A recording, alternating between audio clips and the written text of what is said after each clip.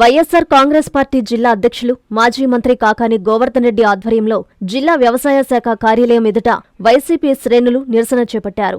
ఈ నిరసన కార్యక్రమానికి మాజీ MLA Kiliveti Sanjeevaiah, rural incharge Anam Vijayakumar రెడ్డిలతో పాటు పార్టీ ముఖ్య నేతలు, కార్యకర్తలు పెద్ద సంఖ్యలో తరలివచ్చారు. బ్లాక్ మార్కెట్లో యూరియాను అరికట్టాలి, రైతులకి సరిపడా యూరియాను అందుబాటులో ఉంచాలి, జగన్ రావాలి, చంద్రబాబు పోవాలి అంటూ పెద్ద ఎత్తున నినాదాలు చేశారు. సీఎం చంద్రబాబు పాలనపై నేతలు తీవ్రస్థాయిలో ధ్వజమెత్తారు. అనంతరం వ్యవసాయ శాఖ కార్యాలయంలో అధికారికి వినతిపత్రం అందజేశారు. వెంటనే రైతులకు యూరియా కొరతను తీర్చాలంటూ కోరారు. ఈ సందర్భంగా కాకాని మీడియాతో మాట్లాడుతూ చంద్రబాబు ప్రభుత్వం రైతుల పట్ల ఎందుకు అమానుషంగా వ్యవహరిస్తుందో, ఎందుకు కక్షపూరితంగా వ్యవహరిస్తుందో ఎవరికీ అర్థం కావడం లేదని ఆవేదన వ్యక్తం చేశారు. వెంటనే ప్రభుత్వం స్పందించి రైతులకి యూరియా అందించాలని ఆయన డిమాండ్ చేశారు. లేని పక్షంలో రైతుల పక్షాన పోరాడుతూనే ఉంటామని హెచ్చరించారు. అనంతరం పలువురు నేతలు ప్రసంగించారు. ఈ కార్యక్రమంలో వైసీపీ శ్రేణులు, పలువురు రైతులు పాల్గొన్నారు.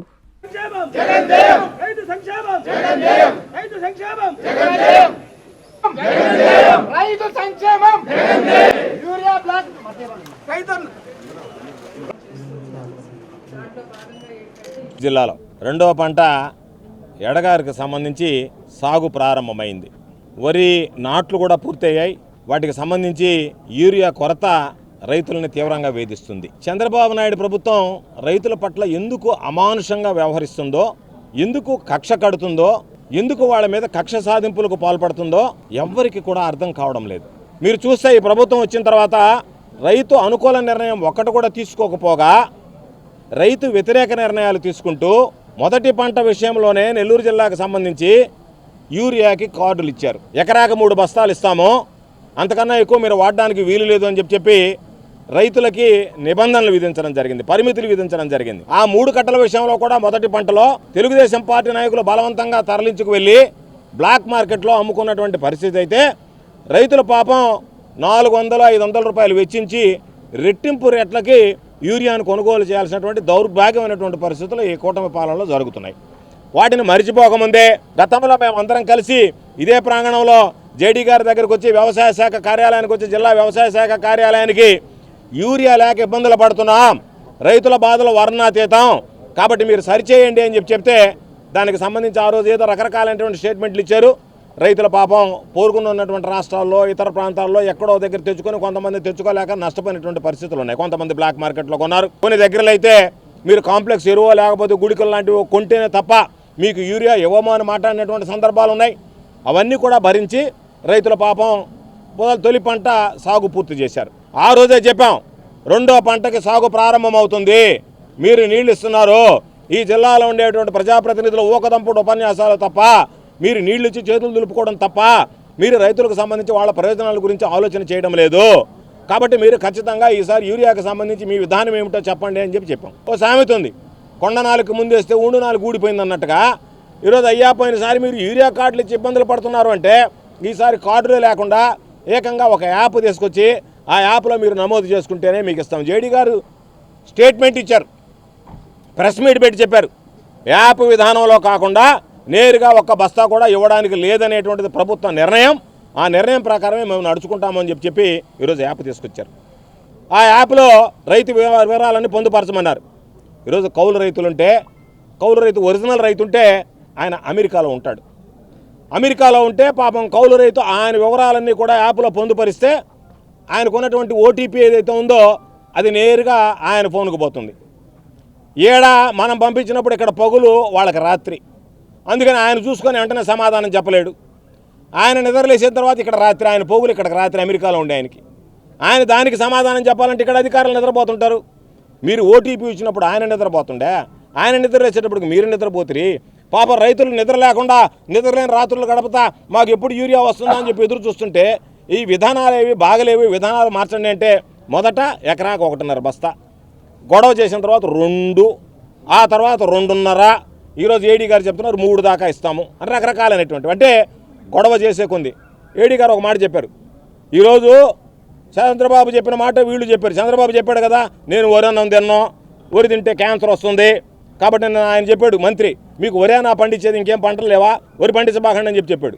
సరే బాగానే ఉంది, మీరు రైతులు అలవాటు పడ్డటువంటి దానికి మీరు మార్కెట్ క్రియేట్ చేసి గిట్టుబాటు ధర ఇచ్చి రైతులను ప్రోత్సహించాల్సిన పోయి అసలు మీరు యూరియా ఇవ్వకుండా వరే పండించడానికి లేదు అని అంటే నేను ఎక్కడ ఇటువంటి ప్రభుత్వాన్ని చూడలే. మీరు గుర్తుంది ఓసారి మీ పరిస్థితి ఏ విధంగా అవబోతుందంటే ఆంధ్ర రాష్ట్రంలో శ్రీలంకలో ఎక్కడా కూడా ఆర్గానిక్ పద్ధతిలోనే ఇవాళ ఎరువులు వాడకూడదంటే ఆ ప్రభుత్వాన్ని తరిమి కొట్టారు రైతులు, గుర్తుపెట్టుకోండి. చంద్రబాబు ప్రభుత్వాన్ని కూడా రైతులు తరిమి కొట్టడానికి సిద్ధంగా ఉన్నారనేటువంటి విషయాన్ని సందర్భంగా గుర్తు చేస్తున్నాం. గత 5 సంవత్సరాల కాలంలో వ్యవసాయం అనేది ఒక పండుగ వాతావరణంలో ఉన్నటువంటి పరిస్థితిని చూసాం. మరి ఈరోజు కూటమి ప్రభుత్వం వచ్చిన తర్వాత పొలం దున్నే దగ్గర నుంచి సేద్యం మొత్తం పూర్తయ్యి పంట చేతికొచ్చేదాకా కూడా తలలు పట్టుకునే రైతులు ఏం చేయాలి మనం అనే ఆలోచనలో పడిపోయినటువంటి పరిస్థితులు చూస్తున్నాం. అది విత్తనాల కొరత కావచ్చు, ఎరువుల కొరత కావచ్చు. ఇంత కష్టపడి ఇన్ని అవస్థలకి సిద్ధపడి వాళ్ళు పండించిన అరకొర ఏదైనా పంట ఉంటే దానికి గిట్టుబాటు ధర విషయంలో కావచ్చు, ప్రతి ఒక్క విషయంలో కూడా రైతులు ఈరోజు మాకు ఏంటి ఈ కర్మ అని చెప్పి దిగులు పడేటటువంటి పరిస్థితుల్ని ఈ కూటమి ప్రభుత్వ పరిపాలనలో చూస్తూ ఉన్నామని మనం చేస్తూ ఉన్నాం. మరి ఇదే గతంలో రైతు భరోసా కేంద్రం అనేది రైతులకి అది మా ఇల్లు అని అనేటటువంటి ఆలోచన ఉండేది. వాళ్ళ ఆఫీస్ అది, మా అందరికీ సంబంధించినటువంటి ఆఫీసు, ఈ బిల్డింగు మాది అనేటటువంటి ఆలోచనతో రైతులందరూ అక్కడ కూర్చునేవాళ్ళు. అన్ని పంటల గురించి కానీ అక్కడ ఉన్నటువంటి ధరల గురించి కానీ ప్రతి ఒక్కరు కూడా మాట్లాడుకునేటటువంటి పరిస్థితులుంటే ఈరోజు ఆ రైతు భరోసా కేంద్రాలని మూసివేసేటటువంటి పరిస్థితి, ఎటువంటి అవకాశం లేకుండా కేవలం వీళ్ళు చెప్పిన ధరలకే కాంప్లెక్స్ ఎరువులు కొనాల్సిన పరిస్థితి. అదేవిధంగా మేము ఇచ్చినంత వరకే యూరియా మీకు ఇవ్వగలం, అంతకు మించి మేము ఇవ్వలేమంటే అందరూ కూడా ఈరోజు బజారుకి వెళ్ళి అంగళ్ళల్లో బేరం వాడేటటువంటి పరిస్థితి వచ్చిందండి. ఒక రైతు ఈరోజు యూరియా కొనాలంటే నువ్వు కాంప్లెక్స్ ఎరువు కూడా తీసుకో, కాంప్లెక్స్ ఎరువు 2100, ఈరోజు 2400 కూడా అవుతుందని అధికారులు చెప్తా ఉన్నారు. మరి ఇవి కొంటే, పురుగు మందులు కొంటే మేము 500-600కి నీకు యూరియా ఇస్తాం, లేకపోతే లేదు. ఇది పరిస్థితి. మరి ఇటువంటి దారుణమైన పరిస్థితుల్ని రైతులకు కలగజేసినటువంటి ప్రభుత్వం ఇప్పటికైనా అధికారులు కళ్ళు తెరవాలి. తప్పనిసరిగా యూరియాని అందుబాటులో ఉంచాలి. వాళ్ళు కోరిన విధంగా పంట వేసింది వాళ్ళండి, వాళ్ళకి తెలుసు వాళ్ళకి ఎంత అవసరమో అది అడుగుతూ ఉంటే మేము అంత ఇవ్వము, మీకు క్యాన్సర్ వస్తుంది అని చెప్తున్నారు. ఏమన్నా అర్థం ఉందా? మరి ఈ దేశంలో 90% మంది తినేది బియ్యమే. మరి ఎంతమంది వచ్చే క్యాన్సర్ అంతా బియ్యంతో వస్తూ ఉందా? ఏం మాట్లాడుతూ ఉన్నారు వీళ్ళు? కాబట్టి ప్రతి ఒక్క అధికారి కూడా వాస్తవానికి రండి. అధికారులందరూ ఆలోచన చేయండి. రైతుల్ని ఇబ్బంది చేసి మేము ఎడగారికి నీళ్ళు ఇచ్చామంటే మీరు అసలు వాడు పంట ఏం చేయాలో, రేపు పండింది ఏ ధరకు అమ్మాలో కూడా తెలియని కథ. తలలు పట్టుకొని కూర్చుంటున్నారు, కళ్ళల్లోనే పెట్టుకొని ఆకాశం వైపు చూస్తూ ఉండేటటువంటి పరిస్థితులు మీరు కల్పిస్తూ ఉంటే తప్పనిసరిగా వైఎస్ఆర్ కాంగ్రెస్ పార్టీ ఇటువంటి పరిస్థితులను ఎదుర్కొంటుంది. ప్రజల పక్షాన నిలబడతాం, రైతుల పక్షాన నిలబడతాం. మా నాయకుడు జగన్మోహన్ రెడ్డి గారి ఆదేశాల మేరకు ఎంత దూరమైనా రైతు సంక్షేమాల కోసం మేమందరూ కూడా ముందుకు సాగుతామని మనవి చేస్తూ సెలవు తీసుకుంటున్నాను. నమస్కారం. ఈరోజు రాష్ట్రంలో కూటమి ప్రభుత్వం ఏర్పడి 3వ సంవత్సరానికి వచ్చింది. విజయోత్సవాలు కూడా చేసుకున్నారు. మరి విజయోత్సవ సభలు ఎందుకు చేసుకున్నారో వాళ్ళకు కూడా అర్థం కాదు పరిస్థితి. ఈరోజు రాష్ట్రంలో రైతులు యూరియా కొరకు కావచ్చు, ఎరువుల కొరకు కావచ్చు అల్లాడిపోతున్నారు. వారికి దొరికే పరిస్థితి లేదు. పాస్బుక్లు అన్నారు, యాప్లు అన్నారు, ఈరోజు యాప్ అంటున్నారు. అడిగినంత యూరియా ఇచ్చే పరిస్థితి లేదు. గతంలో 5 సంవత్సరాలు కూడా మా నాయకుడు జగన్మోహన్ రెడ్డి గారు అధికారంలో ఉన్నప్పుడు ఈ రాష్ట్రంలో రైతు భరోసా కేంద్రాలు ఏర్పాటు చేసి రైతుకి విత్తనం కానించి విక్రయం వరకు రైతుకి చేదోడు వాదనగా ఉంటూ వ్యవసాయాన్ని ఒక పండగలాగా నడిపించారు. రైతు ఎంత యూరియా కావాలన్నా, ఎంత ఎరువులు కావాలన్నా రైతు భరోసా కేంద్రాలకు వెళ్తే వాళ్ళకి ఎంత అవసరమో అంతవరకు ఎవ్వరికీ లేదనకుండా ఇంటికే తీసుకెళ్ళి ఇచ్చిన పరిస్థితి జగన్మోహన్ రెడ్డి గారి ప్రభుత్వాన్ని. ఈరోజు రైతులు యూరియా కొరకు క్యూలో నిలబడాలి. రాత్రి పగలు తేడా లేదు, క్యూలో నిలబడాలి. క్యూలో నిలబడిన తర్వాత కూడా వచ్చిన అధికారులు ఈ తెలుగుదేశం పార్టీ వాళ్ళ, వైఎస్ఆర్ కాంగ్రెస్ పార్టీ వాళ్ళ, ఏ పార్టీ వాళ్ళని చూసి ముందు వాళ్ళకిచ్చి తర్వాత రైతులకు ఇచ్చే పరిస్థితి ఉంది. ఆ నాయకులు ఎంత కావాలన్నా తీసుకెళ్ళి బ్లాక్ మార్కెట్లో అమ్ముకునే పరిస్థితి. మరి ఈ విధంగా ఆ రోజు జగన్మోహన్ రెడ్డి గారేమో మరి రైతు భరోసా ఇస్తే 4 సంవత్సరాల్లో 50,000 12,500 ఇస్తారంటే దాన్ని మొదటి సంవత్సరంలోనే మొదలుపెట్టి 15,000 రూపాయలు రైతులకు ఇచ్చారు. చంద్రబాబు నాయుడు గారేమో అన్నదాత సుఖీభావ అని 20,000 ఇస్తాను, జగన్మోహన్ 15,000 ఇచ్చాడు, 20,000 ఇస్తాను, కేంద్ర ప్రభుత్వంతో సంబంధం లేకుండా ఇస్తారని ఈరోజు 3 సంవత్సరం ఇస్తుంది, 60,000 ఇవ్వాలి. కేంద్ర ప్రభుత్వాన్ని పక్కన పెడితే ఆయన 60,000. ఈ రోజుకి ఒక్కరికైనా ఇచ్చారా? 10,000, 15,000, 7,000 ఇంత తప్ప ఏమీ ఇచ్చిన పరిస్థితి లేదు. మీరు అన్నదాత సుఖీభావ ఇవ్వకపోతుంది, యూరియా ఇవ్వకపోతుంది, గిట్టుబాటు ధర లేకపోయా ఈరోజు రాష్ట్రంలో రైతులు ఎరువులకు కావచ్చు, యూరియాకి కావచ్చు, గిట్టుబాటు ధర విషయంలో కావచ్చు, అన్ని విషయాల్లో కూడా ఇబ్బంది పడుతున్నారు. అందుకే మా నాయకుడు జగన్మోహన్ రెడ్డి గారి పిలుపు మేరకు రైతులకి వైఎస్ఆర్ కాంగ్రెస్ పార్టీ ఎప్పుడు అండగా ఉంటుంది.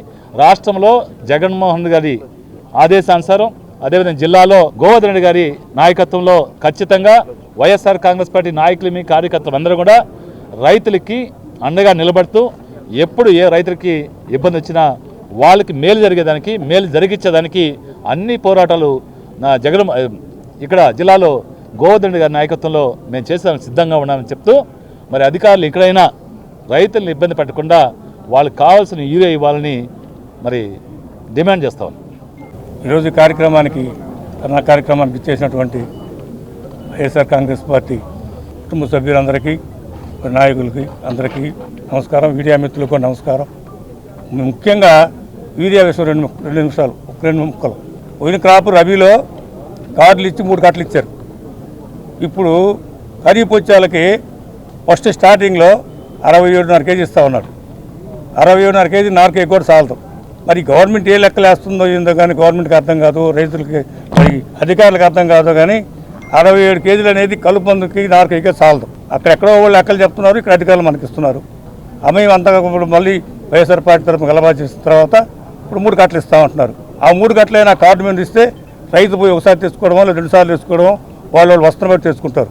అది లేకుండా యాప్ సిస్టమ్ ఒకటి పెట్టారు. ఆ యాప్ సిస్టంలో ఆ యాప్ ఓపెన్ అయ్యాలి, ఈ పరిస్థితి అయిపోద్ది. టయానికి సేద్యం చేసి టయానికి పిండేస్తే అది పైరు అవుతుంది. పైరైన తర్వాత వాడికి ఏదో అన్నీ పండిన తర్వాత వాడు అమ్ముకుంటాడు. ఆ పరిస్థితి లేదు. అంగడికాడికి పోతే యాప్ ఓపెన్ కాదు, ఏదేదో చెప్తారు. ప్రత్యామ్నాయం పంటలు ఏమంటారు బాబు గారు? ప్రత్యామ్నాయం పంటలు వేసి ఏమాత్రం కొంటున్నారు మీరు? మామిడికాయలు కొనే దిక్కు లేదు, మన పొగాకు కొనే దిక్కు లేదు, మిరపకాయలు కొనే దిక్కు లేదు. అందరూ అదే వేస్తే ఏం కొంటారా?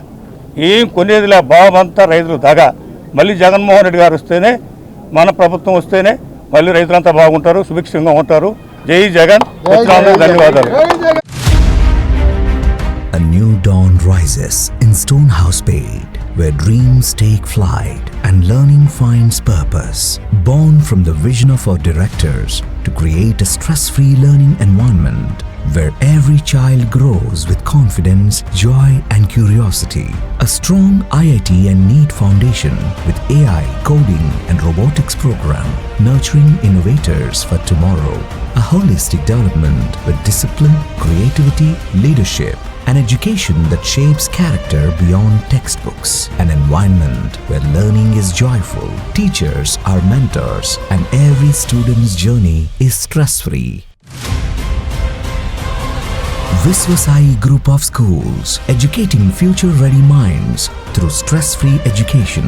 Now open at Stonehouse Paid, playgroup to grade 7. A vision of stress-free education from the directors of Viswasai.